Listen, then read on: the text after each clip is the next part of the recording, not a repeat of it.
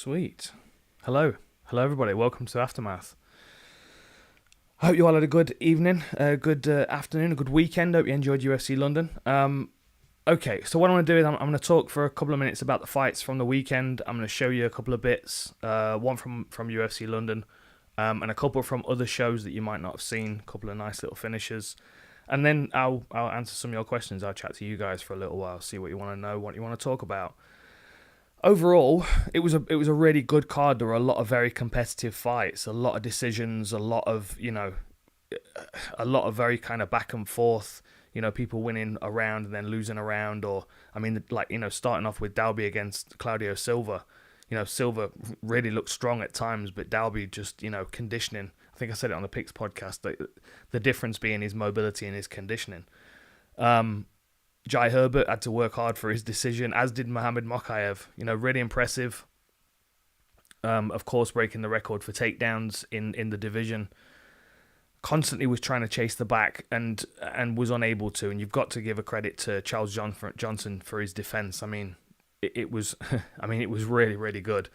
A lot of the time, especially in a UFC debut with someone that's constantly on your back and slowing the fight down, and you want to break free and deliver. Sometimes people in that situation, they can do reckless things and they can open themselves up and get caught. And he didn't. You can tell he's got some experience. Not only in MMA but in boxing as well.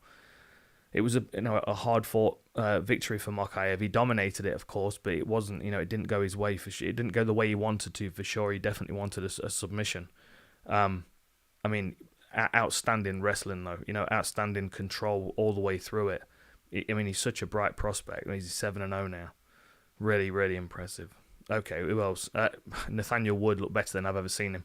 So we saw Nathaniel a couple of weeks ago, probably one of his last sparring sessions at GB Top Team, and he looked better last night than he did in his sparring sessions. He had some really good sparring sessions. It's a real credit to his gym. He's got some people there that can push him on that mat. Guys that are fighting in Cage Warriors now, guys like Lona Kavanagh and Kingsley Crawford, really good fighters that are able to push him.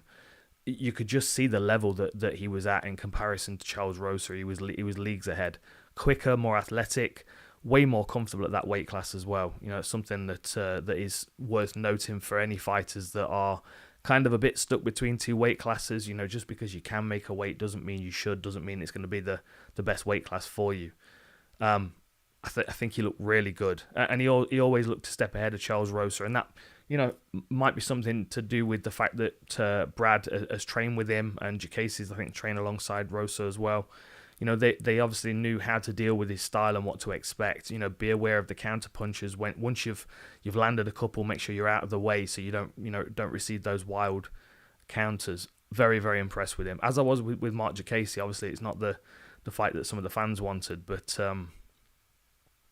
he's building himself back up here. He's finding his feet at a new gym and adding new things to his game. And I think once he gets that comfort that he can control people and take them down and wrestle with them, we're going to either start seeing him adding ground and pound or submissions to the end of that, or just returning to his striking where, he can dictate the pace, and if he wants to ground the fight, he can. Who else? Clive Mason Jones, another banger. Fights that we talked about on the Picks podcast, being potential fight of the night. It's that middle part of the card was always going to be very strong with those guys matched up. Let me have a quick drink here.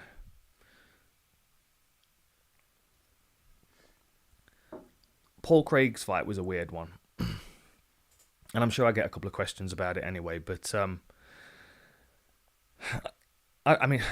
Paul's a very, very skilled fighter, but the way that he fights is, and I think one of the commentators referred to it as a throwback style. The reason why they say that is because, you go back to Royce Gracie times, he was fighting off of his back. He was using jiu-jitsu to submit people. But that was partly down to necessity because he was not as big as the people that he was fighting. My understanding of Gracie Jiu-Jitsu, of guard playing, is that it's always the secondary plan. Like, you always want a primary game.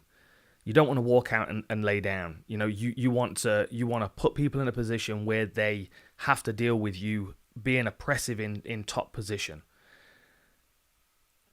I mean, and again, this is just my perspective, and I do want to kind of discuss this with you today because I'm interested to hear people's thoughts. I feel like Paul needs to build out the primary aspects of his game. His striking has definitely gotten better. That was a definite improvement I saw, and definitely confidence. And I think if he watches the fight back, he'll realise how much success he was having and how well he was landing. If he adds in an offensive wrestling game and he can force people to the floor, then he's going to be really, really problematic. But as soon as people are able to shut down that pull to the ground style that he has, I don't know, it starts to for me to look like he's becoming defeated even when he's not. It's a challenge, you know, if you're a counter striker, generally you're on the back foot and you're moving away, and you've got to be a lot more impressive with your counter striking than the person moving forward and throwing more wild punches. It's just the nature of judging. It's, you know, you have to have a really good judge that understands the back and forth of striking and the space control to understand that, you know, you can be backing up and counter striking and winning the fight and having octagon control. You don't necessarily have to be moving forward. It can be the same on the ground. You know, some fighters are really offensive off their back, but I always would want, especially one of my fighters, I would want them to have the ability to physically force you into positions that you don't want to be. That for me is the aspect of mixed martial arts that has taken precedence in the last few years. Like the style that Royce Gracie had, the kind of like a plan B style. Like, I can't physically do that to you, I'm going to do this instead. It's like a fallback plan, and I just don't think it doesn't look very dominant. I feel like Paul could add a few things to his game that would make him really, really problematic. And I think it also gives his opponents confidence when he starts to, you know, pull guard and dive for ankles, and they're able to get free. You know, each time he gets back up off the canvas, to me that would build confidence if I was his opponent. Just you know, my personal thought, but it's very, very difficult to win a fight with that kind of style. And I think, you know, the likes of Ankalaev, who, you know, beat him for nearly 15 minutes. Like that's the kind of style. Like I think if they fought each other 10 times, I think Ankalaev would probably do that to him every time. And there's one time he's going to get snagged in a triangle in the last minute. I just don't think it happens very often. And I think all the time while Paul's on his back trying to fight off his back, in the judge's eyes, he's losing because he's not got top position. It's a very difficult style to impress with. Okay, let's talk about Molly. Anybody tuned into, Jamie? Yeah, we've got... Hello, everybody. Thanks for joining us. Hello, 611 people that are around on a Sunday afternoon to sit and listen to me talk nonsense. Okay, so let's talk about Molly McCann. What a performance it was. She looked more composed than I've ever seen her before. You know, even after the victory, you know, she had a little run where she darted over the fence and tried to get past as many security guards as possible. I did love that.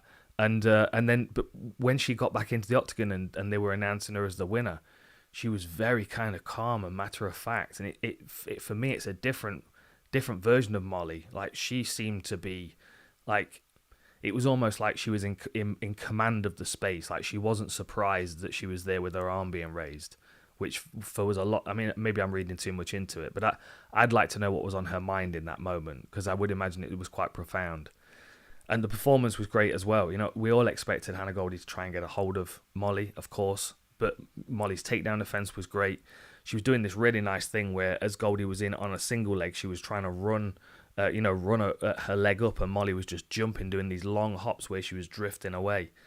And something similar to Molly's fight and Paddy's fight is that there was a strike in both where there was a clear change in the direction of the fight. Molly's was far more one-sided throughout the fight, in my opinion, than Paddy's was. You know, that was kind of back and forth at moments, and you know, Paddy was defending takedowns and trying to get off the fence and stuff. But there was a point where she defended a takedown and she hit Hannah Goldie with this short-range elbow, and Goldie kind of stepped back a little second. And again, in that moment, that's where Molly would normally have gone charging forward and gone a bit wild, and she didn't. You know, she walked her down. Goldie obviously tried to go for her ankle, and Molly denied her, called her back to her feet, and then as soon as she was back up she jumped on her straight away. And you know, and that finishing flurry where she steps across to set the spinning elbow up again, beautiful. She seems a lot more calm, a lot more mature, and a lot more confident in herself, and not surprised about the fact that she's in the UFC competing on the main card in the O2 Arena. It was a really good performance. I was very impressed with it, and I think she gets better each time out. I'm interested to see what they do with her next and how they match her next, because they're going to start to really step her opponents up soon, especially because she's got such a fan base. They're going to want to start progressing her towards the bigger fights in the division. Okay, in fact, let me have a quick look at that division. They've not updated it yet, surely. Where are we?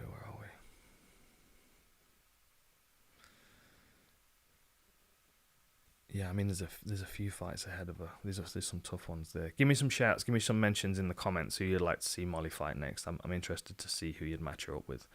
Okay. Krylov against Gustafsson did not go how I was expecting.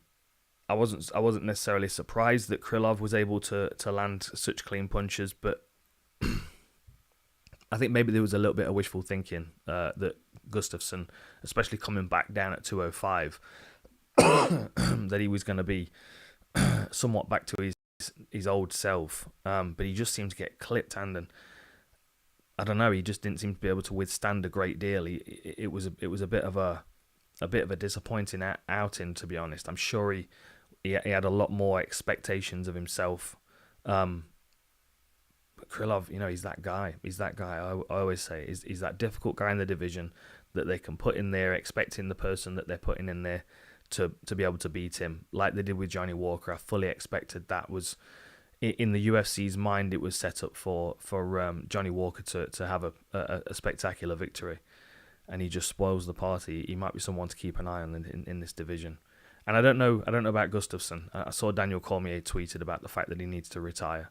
I think obviously that's his decision. He needs to understand what went wrong and why, and maybe figure out if he does really genuinely want to continue. Because of course he's a very skilled individual, but he's never going to get easy fights, is he? Let's be honest. Okay, right. Let me stop talking and show you this finish, because it was wicked. So Paddy Pimblett, of course, has completely stole the show. Not only with his performance, but his post fight interview. The way he's conducted himself and the way he's worded things and the things he's mentioned, the things he's spoken out about. Just overall, very, very impressed with him. Just like Molly McCann, they have stepped up their level of professionalism. I'm very impressed with them. Especially considering, of course, he gained a bunch of weight and has made a bunch of jokes about it. But you have to also remember the discipline that it takes to get that weight off at the speed that he did, and to come in that kind of condition. It's a credit to him and a credit to his nutritionist, Paul Reed. I would like him to stay closer to the weight and work on his S&C, because the higher up in this division he gets, the more brutal these lightweights get. That's the one thing you have to bear in mind about this division is it is an absolute shark tank. Everyone in the top 15 is a real handful. Most of them can wrestle, and if they can't wrestle, then they can stop you wrestling them. I would like to see him, gradually progress, but you've got to think, he's 22 fights into his pro record now. The UFC might try and push him, accelerate him a little bit quickly. I hope they don't, because I think they could build him into something. And of course, he speaks very well, but his skills also speak for themselves. Okay, let me show you this. So, as I was saying about the McCann fight, there was a short elbow that kind of started the tumbling towards the end for me, and it was the same thing with Paddy fight. So Levitt had level changed. Where are we? Levitt had level changed, and he was in on this single leg, and you can see Paddy. He brings his right arm to his bicep, and he sets up like a reverse anaconda position. It's a nice little control position. You can see as he brings his arm up to the arm of Levitt, he kind of locks it in with his chin as well, like he does with his rear naked choke. There you go. He locks his chin over. Now, this is not a finishing position. It's potentially uncomfortable, but it's not gonna get a submission from Jordan Levitt. He might have had a better chance if he'd have not had the arm in, but I got the impression that this was something that Paddy had drilled and he knows, and this is a sequence that he's familiar with. He knows that he can control people in this position, and the knee that he landed was for me the beginning of the end. It was the start of the tumbling of Jordan Levitt. And what's really nice is he switches his feet, so he pulls his power leg back so he can drive it straight into the side of the head. So here comes the knee, right in the side of the head, and of course you've got to bear in mind he's holding Levitt in this position as well, so he's taking the full force of that knee. And then he's dazed. Paddy's on top of him, and then Paddy's gonna chase around to his back once they land. And as he chases around to his back, he collects this arm. You can see Paddy's got a lock over that. And he's also got the body triangle on, which makes it even more difficult for Levitt to move. And one other thing you have to bear in mind is because he's got the gloves on, there's a lot more of his hand to get stuck. Like, it's difficult enough to get your hand out of this position if you've got no gloves on. But with a glove, that is getting stuck on the back of the leg of Paddy, and he has got a tight lock on that because he's got a body triangle.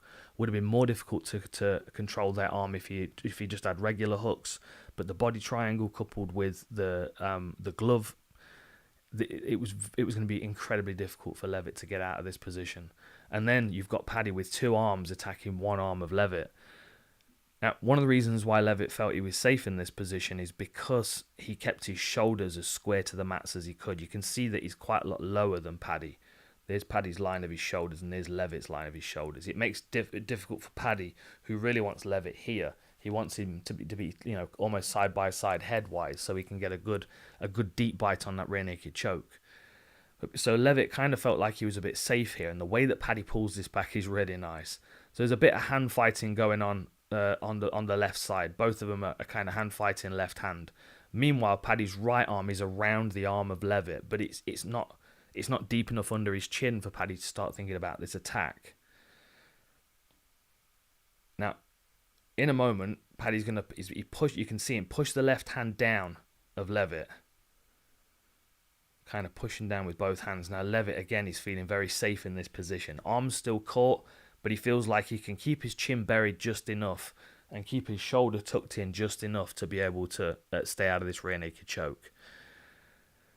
As Paddy gets this lock in, though, he starts to twist his body, so he's now pulling Jordan Levitt onto his side. And this is one of the reasons why, as Jordan Levitt's being twisted, his chin comes up, because it's a natural movement if you start to twist the body up. It's very difficult to draw your chin into your shoulder. It's much easier to bring your head up. And as soon as Paddy gets a bite on this chin, you can see Levitt's got his chin tucked. He feels comfortable that he's going to be safe here. Paddy frees his other arm and then goes for the figure four. But then watch how he makes this adjustment with his shoulders. Watch how he pulls him around. In a minute, you'll see it in a second. That twist. That's the point when Jordan Levitt's chin just pops forward and Paddy's arm goes underneath his neck. You can see how much tighter that is now. And the other thing you've got to bear in mind is that because he's got this body triangle on here, Paddy's also twisting away the opposite way with the body triangle. He's squeezing this and he's twisting the opposite way with the body triangle as he's twisting with the upper body. So he's got that kind of, it's like a wringing out motion, like a wet hand towel. You're twisting. He's twisting away with the body. Eddie Bravo always used to call it the Dan 7, but that was a palm to palm. But the key in that was the body triangle and the twisting motion. And it's a real kind of, it's a brutal, it's a very uncomfortable position. There's a lot of pressure on his ribs. Of course, his arms caught as well, which makes the body triangle even tighter.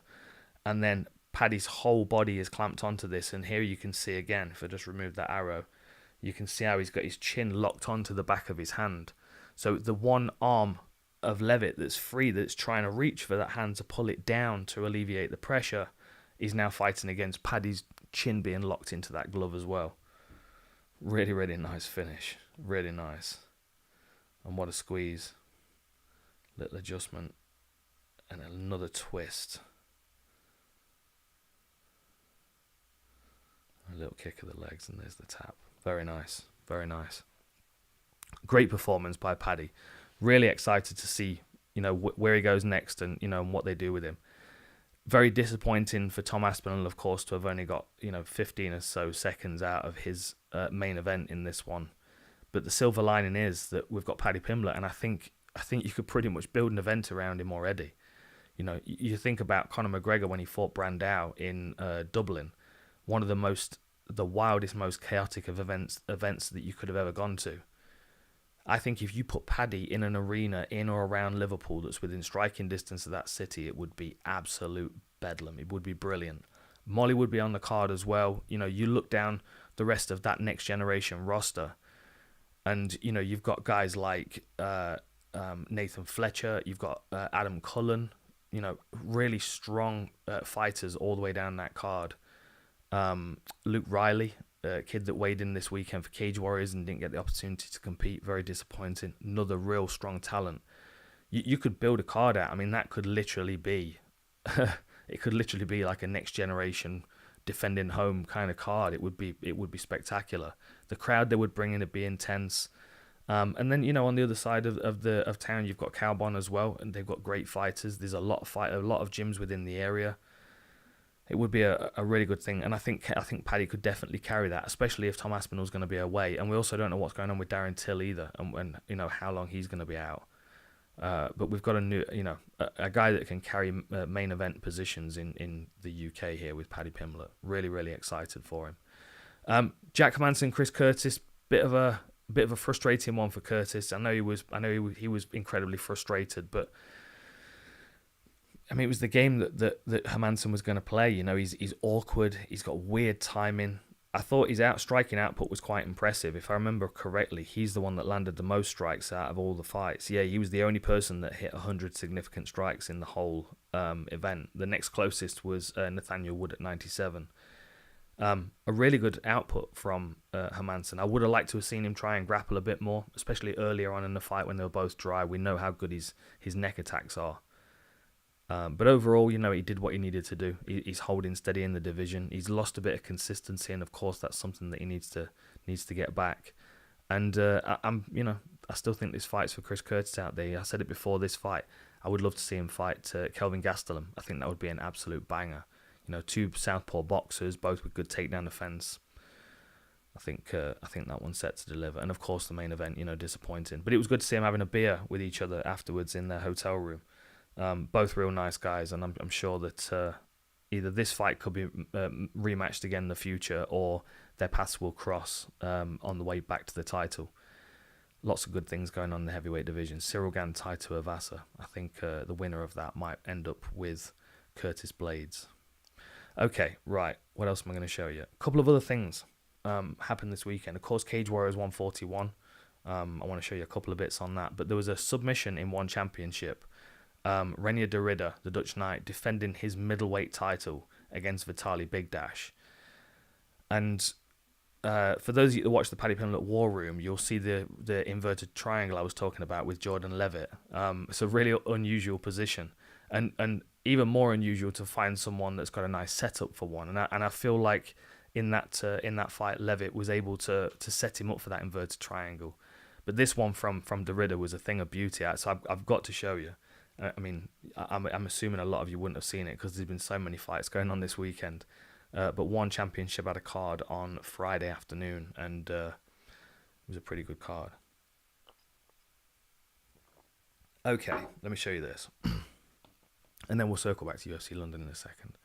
Let me just quick blast through this. So, this is one for you MMA nerds out there. So, Bigdash on the bottom. Bigdash is incredibly powerful striker, very, very good submission defense, very aware of how good de Ridder is. De Ridder on top, 16-0 undefeated, middleweight champ, light heavyweight champ, very, very skilled individual. In my opinion, he could probably be competitive with everybody in the top 15 of the UFC's middleweight division. Of course, this is one championship middleweight, so it's 205, but he would either be able to make a 185 or be competitive at light heavyweight as well. Just either way, he's a very skilled individual, and this submission finish was wicked. So he's been beating him up and ground and pounding him, and then he clamps onto this Kimura on the far side. And I think this sequence is something that has been something that he's drilled. Like, he has finishers at different pit stops throughout this. So as he goes for the Kimura here, you'll see he leaves enough space. I think this is intentional. He leaves this window here. He leaves enough space for Big Dash to start to scramble. Realizes he isn't going to, so then he starts to try and get his leg free. Now in this scramble, he tries to take his back, and Big Dash blocks his hook getting in on this far side where you can see here. Then he misses the arm, and he ends up in this position. You'll see it better in the replay in a moment. So he's controlling the wrist here. He's got his shin across the center line, then he's got this leg over the shoulder. In a moment, what you're going to see is he's going to move this left leg to the other side of Big Dash's neck. What a beautiful setup this is. So left leg's going to go over to the other side, and then the right leg's going to kick and fire through and close that inverted triangle. You see how he's pulling on the elbow as well. He's trying to hold Big Dash into this triangle while he's cinching it up, and you can see Big Dash is posting down on this arm because he can feel that that's keeping him with some space here. But as Derrida starts to drive him over, he's able to collapse that elbow down. And this is the point where it starts to get tight. And watch this foot here. Watch how it kind of marches its way across the canvas over here. It just kind of wanders. And that's one thing that's making the triangle very, very tight. See that little walk that he does? And what's weird about this as well is that Big Dash starts to ground and pound.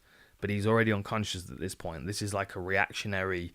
He's caught in a triangle in training, and he knows that he can punch somebody in the face a few times because he's in an inverted triangle, but he's punching somebody that's not there in a regular triangle. You see what I mean? There we go. So he's just kind of punching randomly. He's already out at this point. What a beautiful finish that is. Here we go. So clears the leg, tries to get the hook on the far side, but the arm of Big Dash stalls it. Tries to get a triangle. Big Dash stays out of it, tries to pull him into the arm bar and doesn't get it. So he settles for this position. Right leg across the chest, left leg over the shoulder. Clears the head, kicks the right leg through, and then clamps onto that inverted triangle at the same time as controlling this elbow around the side so he can keep pulling him into it. And then drives him over. Pushes away. He's got a hook on the far side leg as well, so you can see all the different angles. He's pulling this elbow, he's holding onto this leg, and he's driving away and squeezing that triangle closed. And there it is. Beautiful. Beautiful. Have we got any questions, Jamie? Okay. Let's take a few questions on UFC London, and then I'll show you Cage Warriors before we finish up. Cool. Yeah. So we had a donation and a question from Caleb Fowler. Thank you very much. Does Paddy and Meatball have a legit chance at champ? Pressure's on here, Jamie. Now you've got a mic. Yeah, What's the gist? Have they got a legitimate chance of getting to the belt? Yeah, basically, yeah. Title aspirations. Yeah. Okay. Yeah. I think if we're realistic, Molly's got a much better shot than Paddy has, just purely based on the look of the division. I mean, you've got to think how many lightweights you've got to get through to get to the belt. The only other way around it, the only way to kind of circumvent that horrendous list of contenders that you've got to work your way through is to be incredibly marketable. Now, I mean, of course, McGregor was able to leapfrog a lot of queues because he was very marketable, and Paddy does have that. But that can also work against him because he could get leapfrogged up to the division before he's ready to. It's not like he can't gain the skills that he needs to compete with these guys, and with the chaos that he brings, there's always that possibility that he's going to land something. But his best way of doing it is to manage his ability to talk his way into fights and parlay that against fighting a whole bunch of people that are going to really be problems for him on the way up. Molly on the other side, of course, the flyweight division it's a lot lighter than the men's lightweight division. I mean, I'm looking at that. I'm thinking, Hebus, Tracy Cortez, Blanchfield, Calvillo might be a good fight. Casey O'Neill when she's back. Macy. There are a lot of good fights there for Molly. A lot of very winnable fights. But then as you get higher up the division, you get to the Tyler Santos's and the Chikagians, and that's when there's going to be a skill deficit that has to be bridged. I don't think I think it's perfectly within the capability to do it, but there's definitely work that needs to be done there, because it's just it's the Valentina Shevchenko division. You've got her right at the top, and then you've got a couple of fighters just below her that are moderately competitive, but to get to the belt is challenging. To get it off Shevchenko would be very difficult, but to get into the top 15 at lightweight's a challenge. I'm excited to see where they go. I think we need to give them room to develop, and I think if they have that time and that space to develop and they're built correctly, then absolutely they can get to where they want to be.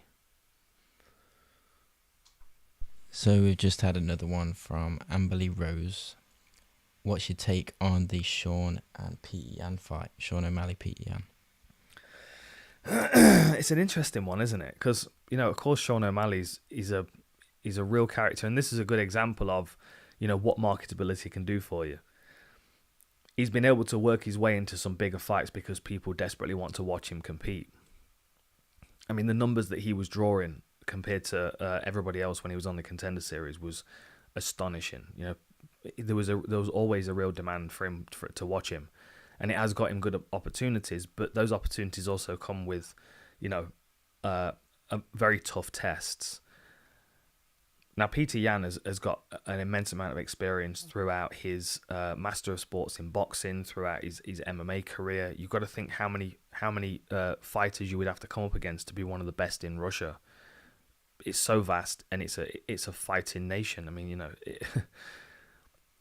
Peter Yan's going to be a real tough test for him. He's gonna try and be a blunt force trauma with everything that he does, and he's going to fight out of a very strong defense, which might make O'Malley feel pressured and force him to work more than he wants to. That's going to be the strength of Peter Yan in this one, is that he does walk into the fire with good defense. The benefit on O'Malley's side is that he does have an opponent that's going to walk into the fire. So as long as he can keep creating space for himself with angles to keep moving, so he doesn't get cramped up against the fence, he might be able to sharpshoot him from a distance, and with that comes his punching power and his accuracy. I'm not putting it past Sean O'Malley. It might be a step too far at this stage, but I do also hold Peter Yan in very high regard. He also can let fights slip away from him sometimes, though, and I think perhaps controversially, I think he's the best fighter in his division, regardless of who's got the belt, and I think that sometimes it's about him showing up and being determined to prove it. Even going back to his ACA fights, ACB fights. He had close fights and he got frustrated and then broke the rules. It's a consistent pattern. He could circumvent that by being more aggressive from the get-go. And I think that would be quite unnerving for Sean O'Malley as well. But I'm excited to see it. It's a good one. Okay, we've had another question. Same thing pretty much, but Leon Edwards against Usman. Yeah. Now, their first fight was interesting because, of course, it was a long while ago. But they've both got this preconceived conception. I think that Usman's going to feel like he could waste a lot of energy trying to take Leon down. And I think Leon's takedown offense, it was good when they faced off the first time, but I think it's a lot better now. And I also think that he's got abilities to create scrambles now that he didn't have the first time around. So even if he does get grounded, his ability to either tie him up and threaten him with strikes or submissions, or to get him moving, are additional things that Leon's added to his game. Of course, on the other side, Usman is not the same striker that he was the first time around, and he was kind of railroaded into grappling in the last one because, of course, Leon's got the speed advantage and the skill advantage of that range. But the work that Usman's been doing over his past few training camps with Trevor Whitman, the accuracy of that swift jab cross that he's got, that, in my opinion, is probably going to give him the confidence to walk into Leon's range. The thing that will stick out in his mind from Leon's recent fight is the time that Nate clipped him and hurt him. Usman is not expecting for a second that if he was fighting Nate, that would happen. So he's going to be confident that if he can hit Leon, he can hurt him. Leon could also flip it on him though and start to try and take him down. Because sometimes strong wrestlers do let their wrestling relax a little bit when they're investing a lot in other skills. And because Usman's striking is developing so quickly, something has to give. Just a speculation, but that would be something I'd be thinking if I was Leon. I'm gonna come out and I'm gonna shoot on him straight away, and just kind of take him by surprise, give him a little adrenaline dump, make him work in a way that he wasn't expecting to in the first round. Might even be able to take him down, might even be able to ground him, and then that's a big score on the on the ego checklist for the fight. I expect Usman to be able to either grind out a very, very frustrating decision holding Leon up against the fence, or we're going to see a shootout and then it's a coin toss. I feel maybe that Usman's probably got the power advantage though in that exchange. I'm just glad Leon's getting his opportunity. Yeah. So we've had one regarding the Paul Craig fight. Okay. And it's from Sinistral. So Dan, what 2 or 3 skills would you add to Paul's skill set if you were in his corner? I mean, I think whatever he's doing with his striking, he's doing it. You can see that there's a growth in that range. His hands look better, almost to the point when he started to land on Özdemir, he looked surprised, but he looked faster, he looked more accurate. I thought Özdemir looked kind of laboured at times, to be honest. I feel like Paul Craig, if he could immediately run it back next weekend and they were both fresh and uninjured, I think he might be able to make the necessary adjustments within a week. I think he was surprised himself by how well he was landing, to the point where I think it was a bit unnerving for him. I would try and figure out a way of building his confidence in his striking, because I think he could be a lot more dangerous than he currently is. Keeping his chin tucked and throwing that straight 1-2 down the pipe, and then stitching some kicks onto the end of it. I remember watching him hit pads in I think it was Australia fight week, and he was warming up, and I remember him hitting these pads, and I'm like, geez, if he lets go of one of those tree trunks, he's going to kill someone. But he just doesn't seem to have the confidence to do it a lot. I would also, and it's not a dig, not at all, but I would also like to see him have a more offensive grappling game, because as good as it is to be able to fight off your back, trying to pull people into your guard, it never looks like a dominant thing to do.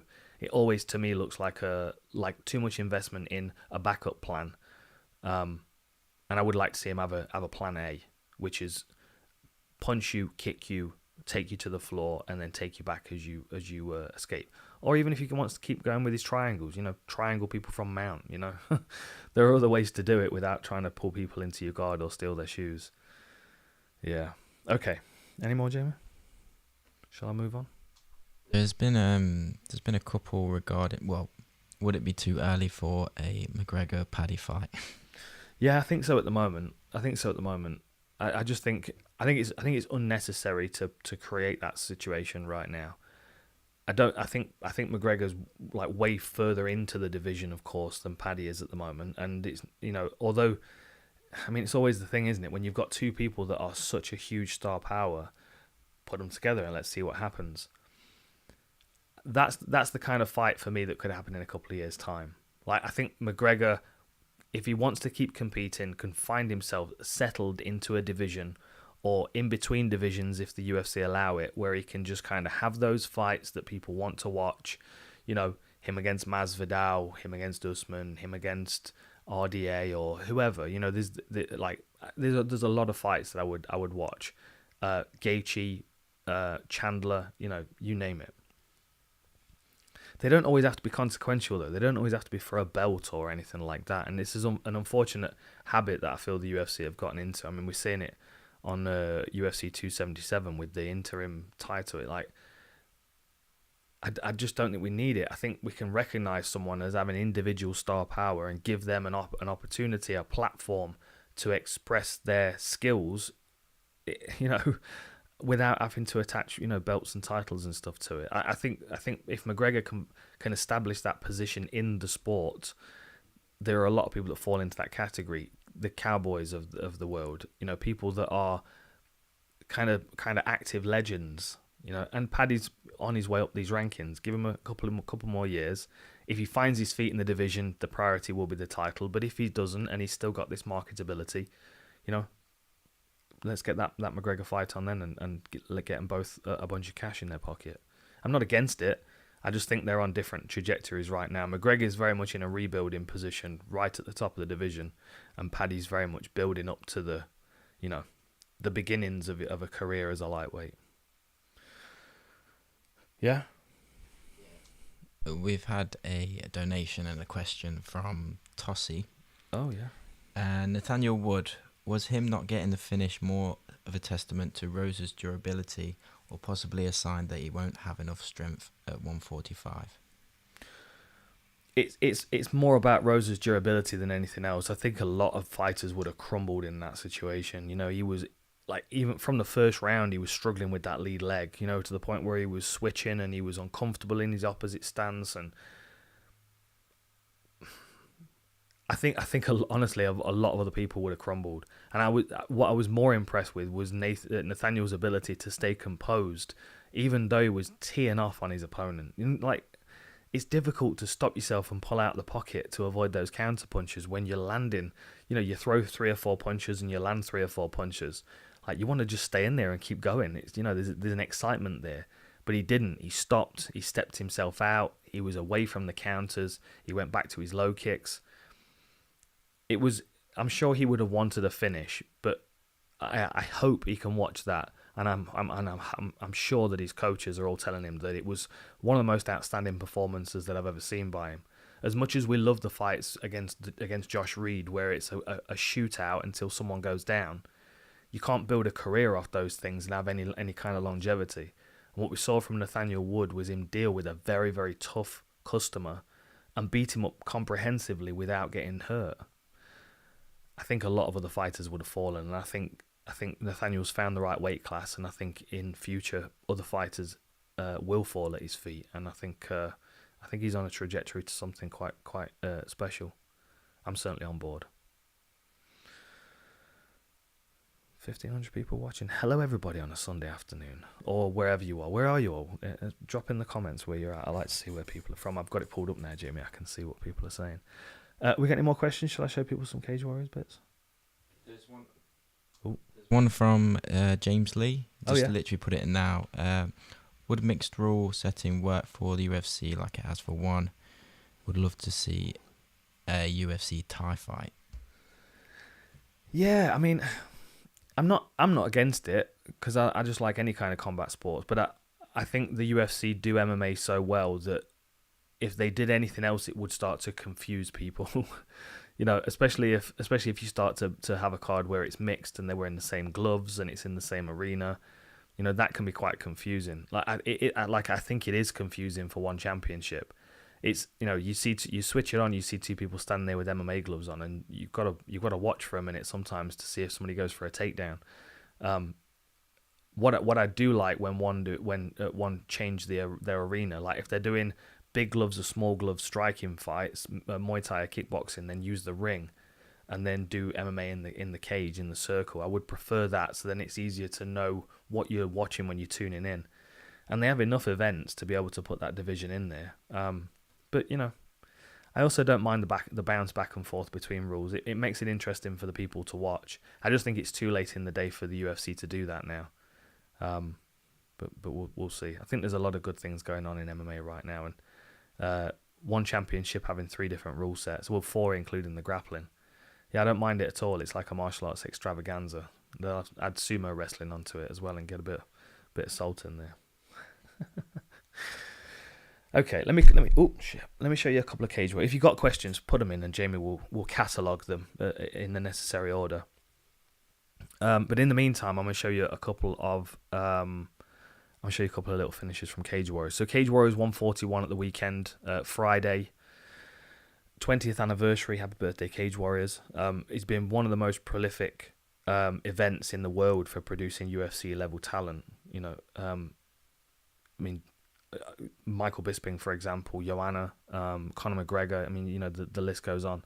Jimmy Warled, I think that was his 17th fight on Cage Warriors on Friday. And of course, you know, I've known Jimmy for a long time, been training together. his performance was outstanding, and I just kind of wanted to celebrate it just for a minute and take 2 minutes of your time just to watch this, because, I mean, he's been out for 2.5 something years. He's never stopped training all the way through, and he was fighting Daniel Skabinski, who is an incredibly tough individual to deal with. He was on a 12-fight win streak at one point before he picked up a couple of losses. And I really expect him to be able to push Jimmy. Jimmy came in with this supreme mindset, great takedown defense, and within a minute, he was able to get Skabinski backed up.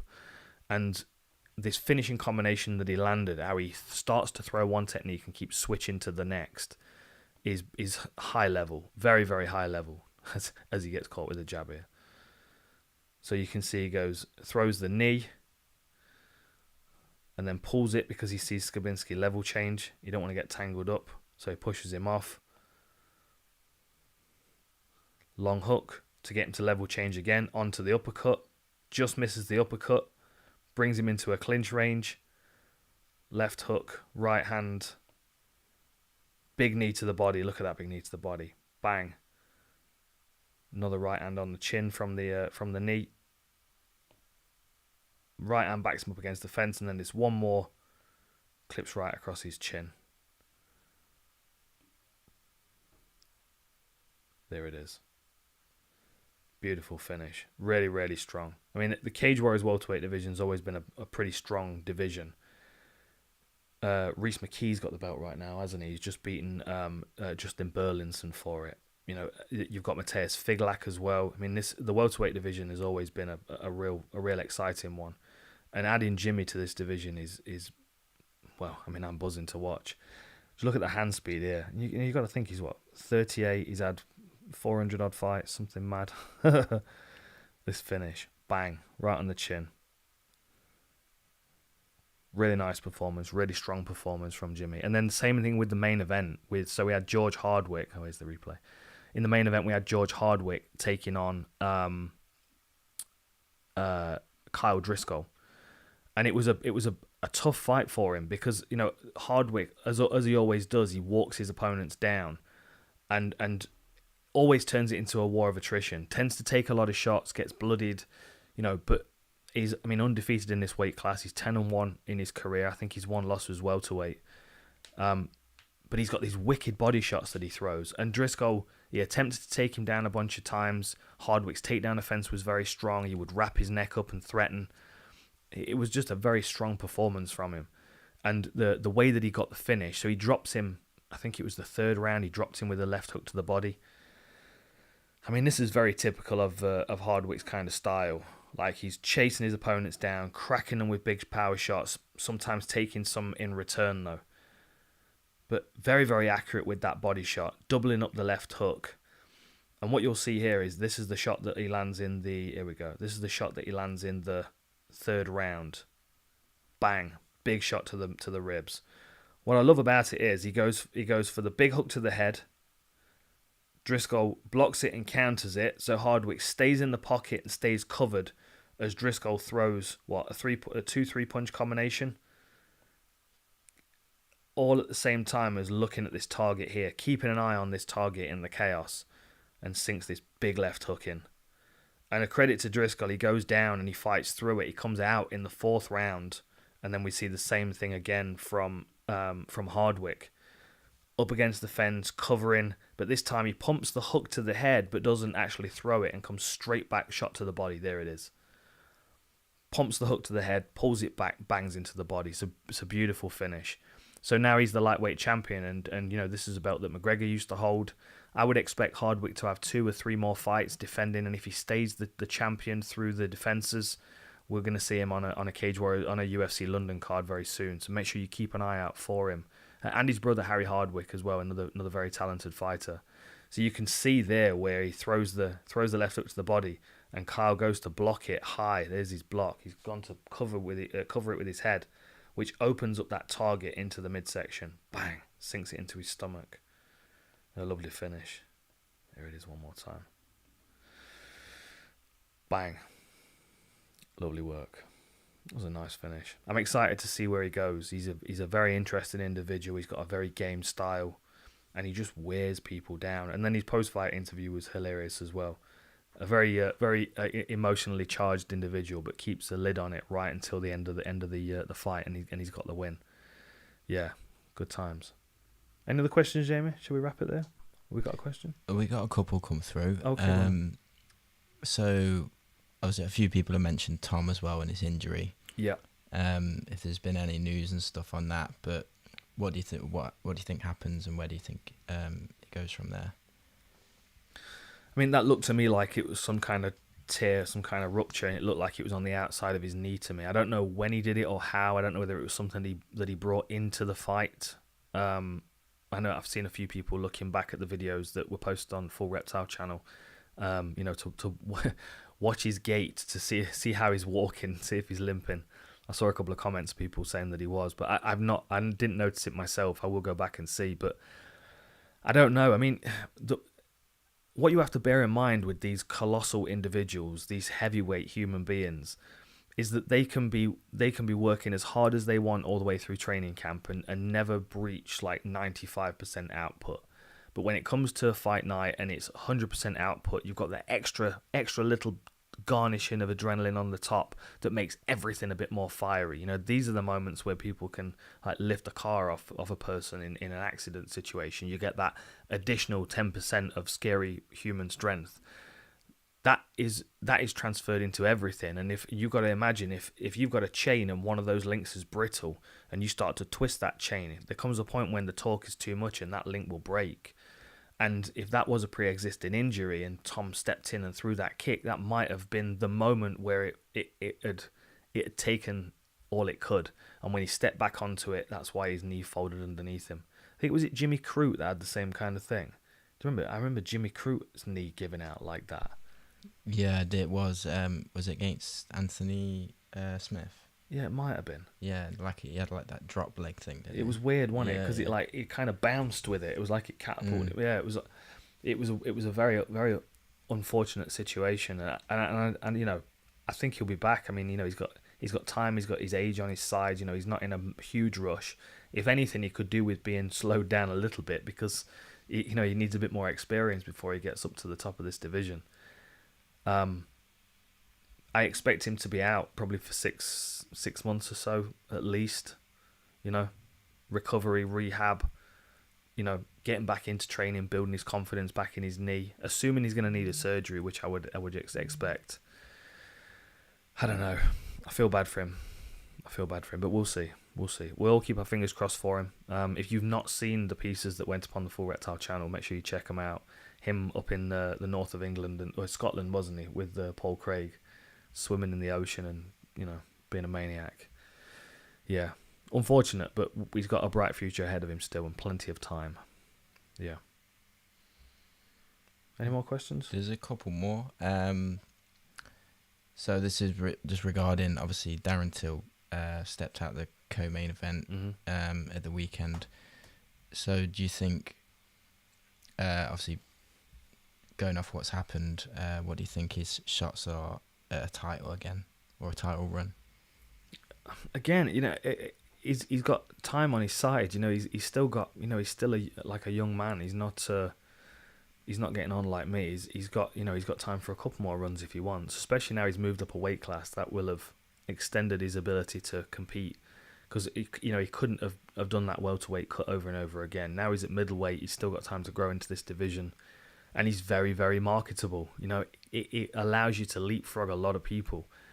Let me have a quick look at the middleweight division. Like, if I look at the middleweight division, I'm like, yeah, you could just, he could come back in 6 months' time and he could fight anybody in that top 15, and it wouldn't really matter. You could put him in there against Brad Tavares or Dricus du Plessis or, any of those right beneath him in the top 15, and it's a main event fight on a fight night.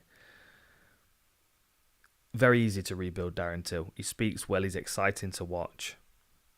I just think he needs to be healthy and well when he comes back, and maybe him and Tom Aspinall can help each other. Be patient in their rehab, whatever's going on with Darren. Okay, there was one last one that kind of sparked my interest a little bit. What do you think of the matchup between Umar Nurmagomedov and Ricky Simon?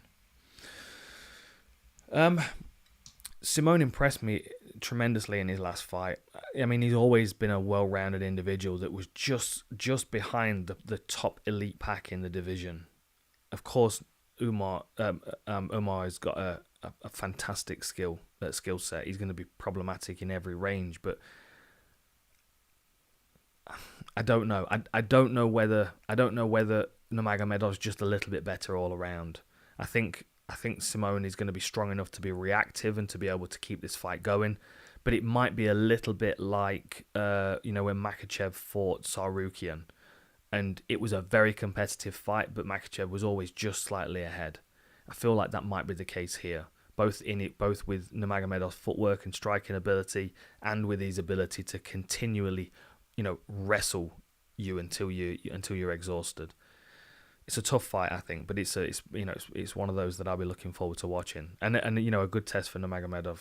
Ricky Simone is a respected individual, and it will certainly get the rest of the division's attention if Nurmagomedov wins impressively. Nice. Thank you, everybody, for your time on this Sunday afternoon. I enjoyed the fights last night. Go back and watch Cage Warriors 141. Go back and watch the One Championship from the weekend. It was a lot of fun. Some really good finishes, especially on the main card. And UFC 277 this week. We just recorded the War Room, so they'll be up very soon. And we're going to record the Picks podcast in the next day or so, and that will be up on the channel. And then, who knows, if you guys want it, we'll do another live stream next Sunday after UFC 277. All right. Good talking to you all. Thanks for your time. See you next time.